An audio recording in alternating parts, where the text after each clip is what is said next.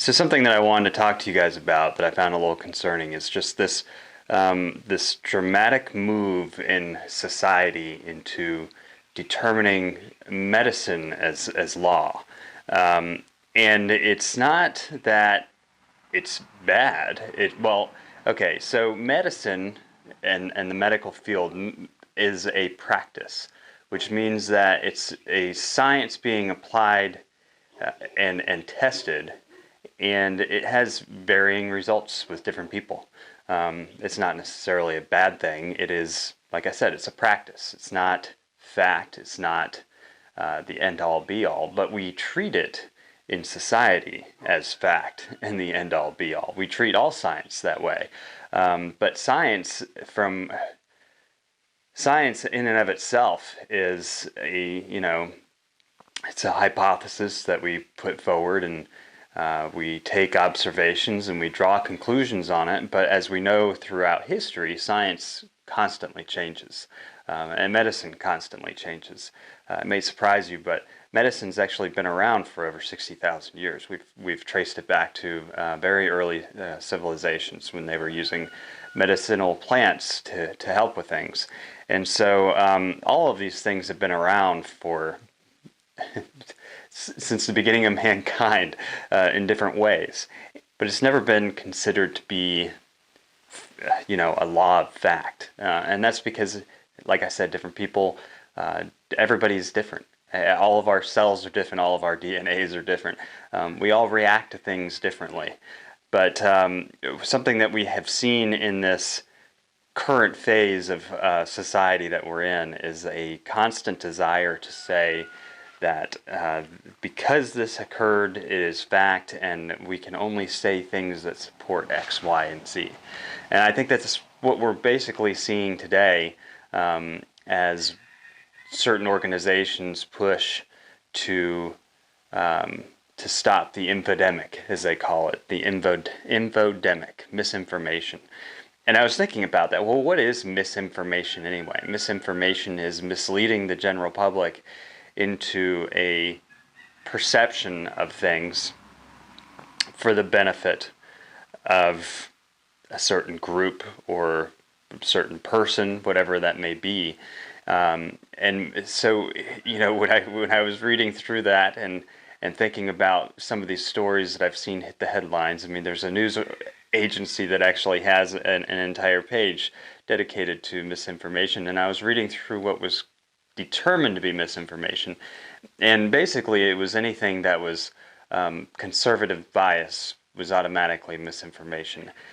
I think that this way of thinking is dangerous to our society. We have pulled people apart over the years by saying, if you believe in X, Y, and Z, you belong over on this side. And if you believe X, Y, and Z, you belong over on this side. There's no middle ground. We can't possibly connect the dots between our science and your science. We can't possibly connect the dots between health. And I think that has created, these groups have created an even a more dangerous breakdown of our society than I think they realize, by separating and choosing which information they feel is correct and which information they feel is not correct.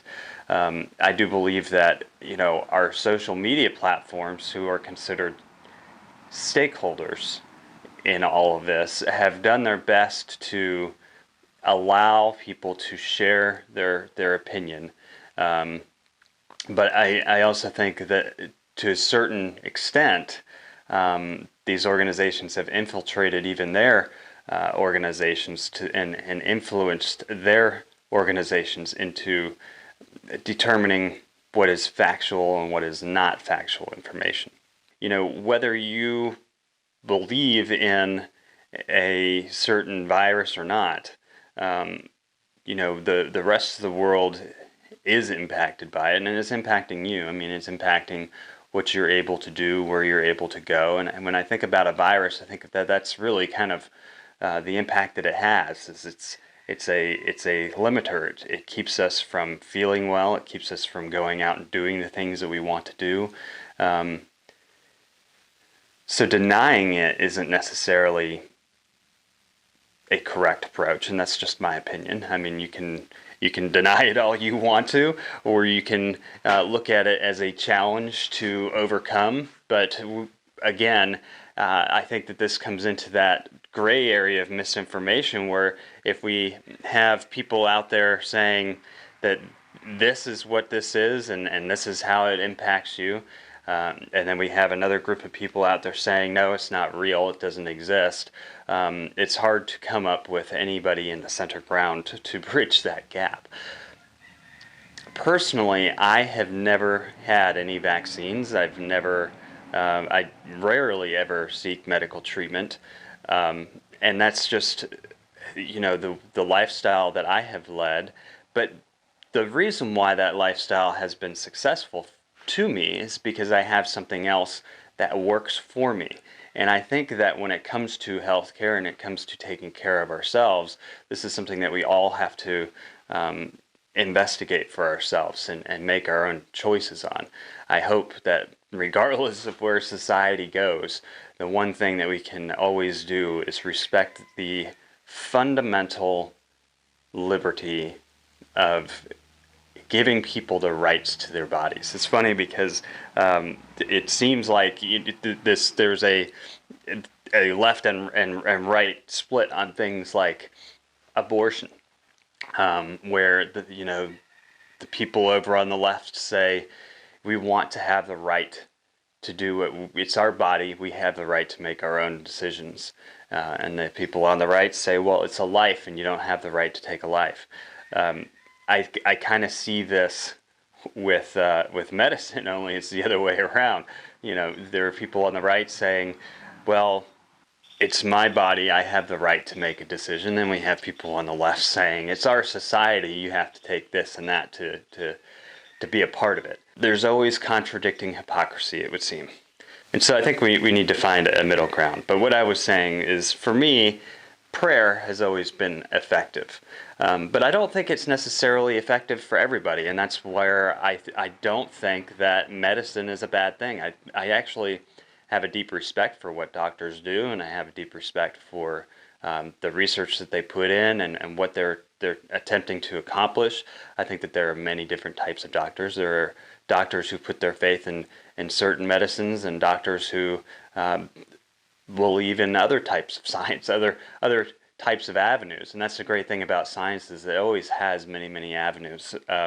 With prayer is also a practice. It's something that we are putting forth a theory and a belief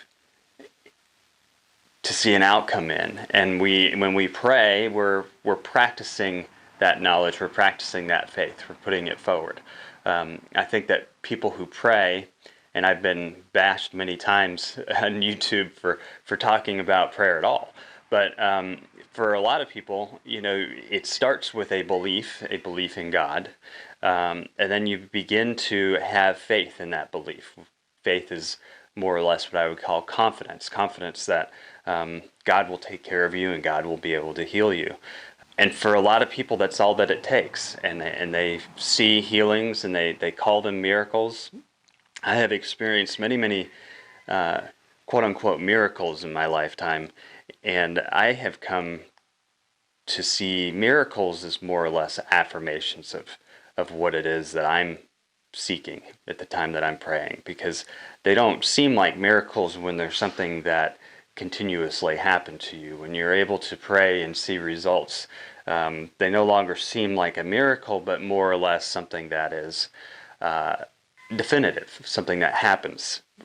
One of the things that I have noticed in my life with prayer healing is that it takes a little more than belief and faith. I think that once you start having faith and you start having confidence in something, that confidence is built up by another variable that a lot of people don't think about or understand, and that is understanding in and of itself. Having understanding in our relationship with God, having understanding in our spiritual creation, who we actually are. And the higher an understanding we have, the better our understanding is of that relationship, the more successful and more effective our prayer is. I think the same thing goes with medicine. I think that a lot of people who put a lot of belief in medicine don't see as much results as those who have faith in it.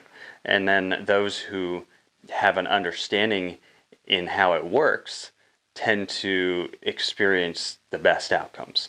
But either way, when we look at this day and age where we are taking one treatment plan and making that a rule of law, a rule of information, and not allowing people to explore what is best for them is wrong. It's not the correct way of going about it. We need to constantly respect that line, that line of acknowledgement that everybody is on their own path, and everybody has the right to health, and that health often depends on their understanding of who they are and their understanding of what works best for them. We've taken the gray area out of society. We've taken the area where people come together and innovate, create new ideas, and move together in a forward direction out, and we've created black and white lines between people. And I think that needs to stop. Even with the environment, when we talk about environmental issues, and we talk about AGW, and we've taken different sciences that have different truths about them, and we've separated them into categories and said this category is this category of people believe in forces of nature changing our climate, and this category of people believe only in forces of human beings changing our environment. And we can't let them mix together. We can't let them bring their ideas together to have a better environment. What we have to do is separate both of those groups and say one is right and the other one's spreading misinformation, because natural things don't actually occur. We do the same thing with politics. And again, we do the same thing with law. How we interpret our own Constitution has become a debate on different sides with black and white lines. But one of the things that I've always respected about law is that law in and of itself is gray area. If you read a lot of laws, if you're an actual attorney and you've been to court, one of the things that you realize is that there's no black and white in a law book. There's a lot of gray area and a lot of interpretation that can be used to your benefit. But again, with all of these things, we've separated the lines. We've separated them to the point where we have a society that is just in a very fragile state. And now the misinformation campaigns are campaigning against each other to disavow whatever they can between each other's sides and say that's not true. This is what the truth is, making it even worse. It's making it even worse. There was an article about Hunter Biden the other day.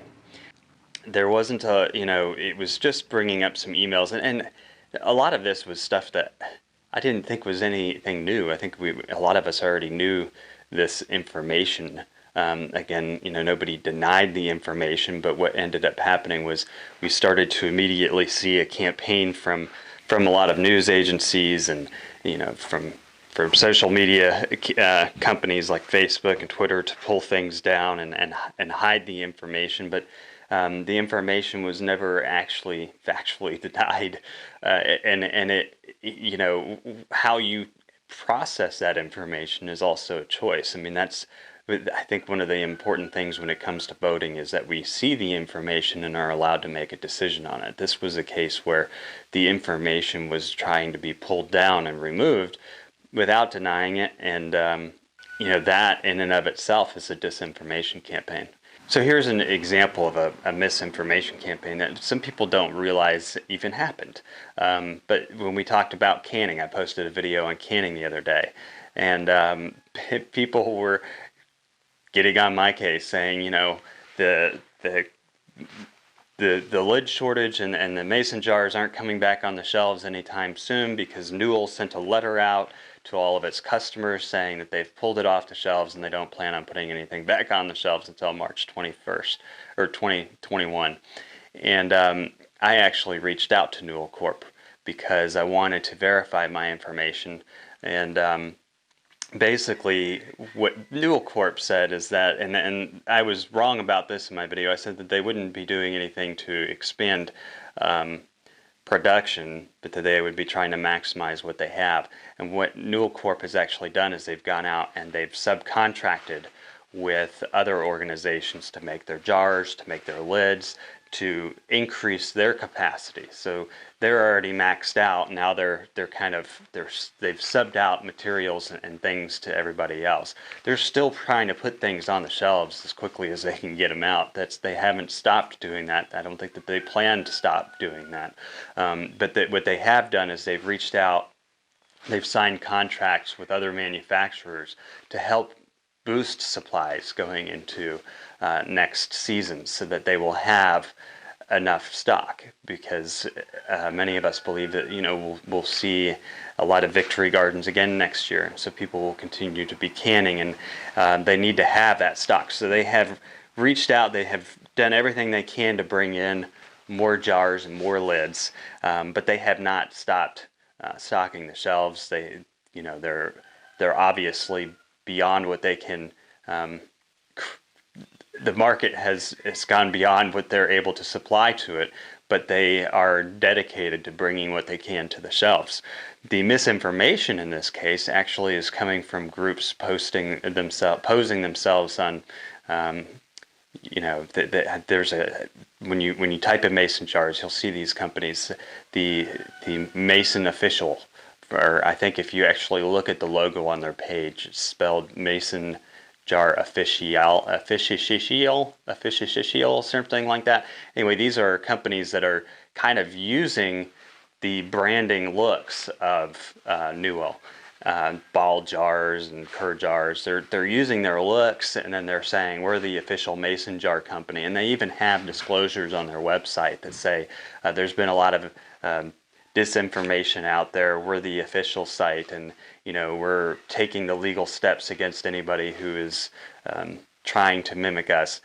But they're the mimickers, which is the funny part. And whether or not they're the mimickers, what it is it's a cheap manufacturer overseas, probably China, and they're trying to create a subpar mason jar and lid system and sell it.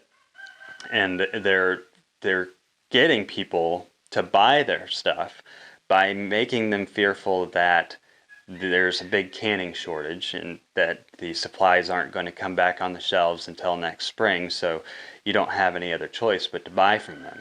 And people had fallen for this misinformation. They've been spreading, rumors out the wazoo about what's going on in canning. And yes, there is a canning shortage. Nobody's saying that's a rumor. But the rumors that Newell Corp is not restocking shelves, that Newell Corp is, withholding supplies, are actually incorrect, factually incorrect, according to Newell Corp. And they are taking legal action against those who are spreading misinformation. So, but that is, an example of how the misinformation can cause a ruckus, create theories and conspiracy theories that aren't necessarily true. I think we all need to figure out a way as a society to move forward together, allow the different perspectives to be laid on the table and discussed. I know, for me, when it comes to some of this stuff that we're facing with medicine, I said earlier, it's not a world that I am immersed in. It's not. I can't tell you whether a vaccine is going to be harmful or not because I don't know anything about vaccines. I don't know anything about medicine. I don't take it. What I do know is that my methods of healing work. They work for me. They always have, and I have a 100% success rate with it. I mean, there are times when I'm under the weather. Recently, I was under the weather, and the first day, I laid in bed all day, didn't do anything about it. I was, in some ways I appreciated the sleep. But by the second day, when I got up and I still couldn't function, I said, all right, I need to get a handle on this. And so I turned to my Bible lesson. I started praying. By the end of the day, I was back to normal. And that's, for me, that's how healing has always worked for me. I always, if I hit a period where I'm feeling ill or I'm having to work something out, I always hit this kind of, mental circle that I have to dig myself out of. And then once I'm out of it, I have absolutely no problem moving forward. If I had followed the beliefs of the medical practice with my youngest son, he was the condition that we had faced, and we put a video series out on our channel. It's called Reconstructing Spirit Hill, where we talk about rebuilding our old homestead. But a big part of that series is also following our lives at the time, and our lives at the time were dealing with the situation with our son. But he was given less than a 1% chance, and we were told that we needed to stop the process, and we decided to turn to what we understood ourselves, which was a different understanding than what the medical practice was thinking. What we saw was a complete healing, a complete demonstration of viability. And that, to me, again, some people would say, well, that was a miracle, but it was an affirmation. It's something that, again, I have always been able to turn to my understanding of my relationship, my family's relationship with God, and always see that absolute outcome. And I think that people do that in medicine as well. I think that people have a faith in medicine, and they but I don't think it's as absolute. And I say that because we know it's not. We know it has its side effects. We know different people react to things in different ways, but that doesn't necessarily make it a bad thing. Anyway, I think as a society, we need to figure out a way that we can come together on our differences of what we know and what we practice, and have a little more respect for each other in that form. We know that we're all facing these challenges together, and the best thing that we can possibly do is promote an environment that works best for everybody to get past it, whatever that is. If there's a vaccine that people need to take, let them take it. There's no need to talk people out of taking a vaccine. If somebody feels that their best avenue of handling something is through prayer, let them pray. If somebody says that their best avenue for taking care of something is, natural herbs and medicinal plants, let them do it. I think that everybody knows what's best for them, and we can't let the politics of these things continue to tear us apart. Just because you experience something doesn't mean that other people aren't experiencing something different.